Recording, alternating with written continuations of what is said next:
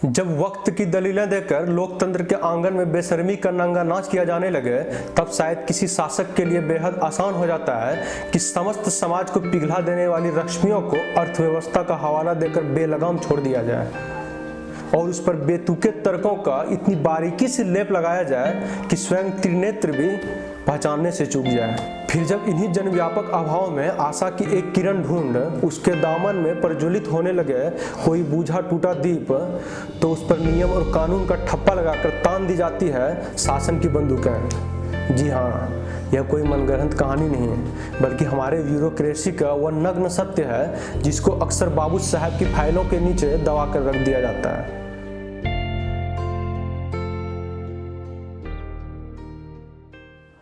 हम बात कर रहे हैं लॉकडाउन। भूख से जूझ रही जनता, महामारी से लड़ने के बजाय ताली और थाली पीटती सरकार और अंततः अर्थव्यवस्था को चांद पर ले जाने वाली शराब की महिमा की। भूखमरी, राशन इत्यादि की समस्याओं से जूझ रही जनता के बीच अचानक से यह खबर आती है कि कल से अर्थव्यवस्था को मद्देनजर रखते हुए शराब की दुकानें खोल दी जाएगी।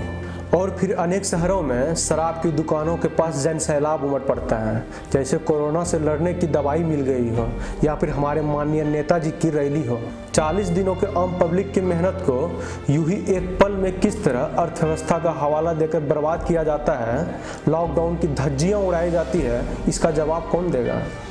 इन जन सैलाब के कारण कोरोना में वृद्धि हुई तो इसका जवाब कौन देगा? अब सवाल यह है कि जब अर्थव्यवस्था का हवाला देकर छूट ही देनी थी तो ज़रूरत के सामानों पर छूट क्यों नहीं दी गई? बिग बाजार खोलने का इजाज़त दे देते हैं, किराना दुकान को 4 की बजाय 8 घंटे खोलने का इजाज़त दे देते हैं। कागजों पर चाहे जितना भी व्यवस्था का बुर्ज खलीफा खड़ा कर लिया जाए, लेकिन ज़मीनी स्तर पर सब रेत के महल की तरह धराशायी है।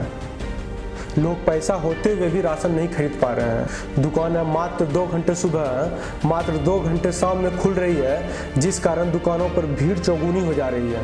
अभी ये 2-4 दिन पुराना ही वाकया है कोलकाता के काली तल्ला का, जहां पर शराब की दुकान के सामने लंबी कतार में भीड़ लगी थी और पुलिस वाले उसकी सुरक्षा में मुस्तैद थे। तभी वहाँ पे एक फूल वाला फूल बेचने के लिए आता है। हालांकि उससे यह बात बेखूबी पता होता है कि सरकार ने भी ज़रूरत के हर सामान पर पाबंदी लगाई हुई है, और फिर भी पेट की आग और घर में भूख से बिलख रहे बच्चे से मजबूर होकर एक टोकरी में फूल लेकर चंद पैसे कमाने के लिए घर से निकला और तथाकथित सुशासन के हत्थे चढ़ गया।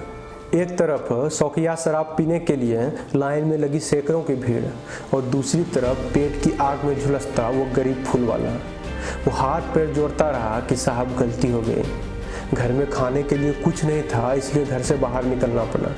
लेकिन अपना लोकतंत्र इतना नीचा थोड़े है कि एक अदने से फूल वाले के आवाज़ उनके कानों तक पहुंच सके। शराबियों के शान में तैनात लोकतंत्र के पहरेदारों ने पहले उनकी टोकरी को पलटा और फिर उनकी जमकर धुलाई की। ये तो बस एक उदाहरण है। आए दिन ऐसे सैकड़ों मामले आ रहे हैं जिसमें सब्जी वाले को और दुकान वाले को कानून का हवाला देकर बेरहमी से मारा जा रहा है। खैर, जब लोकतंत्र के दरबार में अर्थशास्त्री और विद्वानों के बजाय फिल्मी नायक और सत्ता को आईना दिखाने वाले पत्रकारों के बजाय दिन रात पूछ हिलाने वाले पत्रकार हाजिरी लगाने लगे, तब ऐसे फैसले आना आम हो जाते हैं। और यह कोई नई बात भी नहीं है। आदम गोंडवी जी ने यूं ही नहीं कहा होगा कि भूखमरी के जद में है या दार के साये में है। भूखमरी के जद में है या दार के साये में है, अहले हिंदुस्तान अब तलवार के साये में है। छा गई है जेहन की परतों पर मायूसी की धूप, छा गई है जेहन की परतों पर मायूसी की धूप, आदमी गिरती हुई दीवार के साये में है।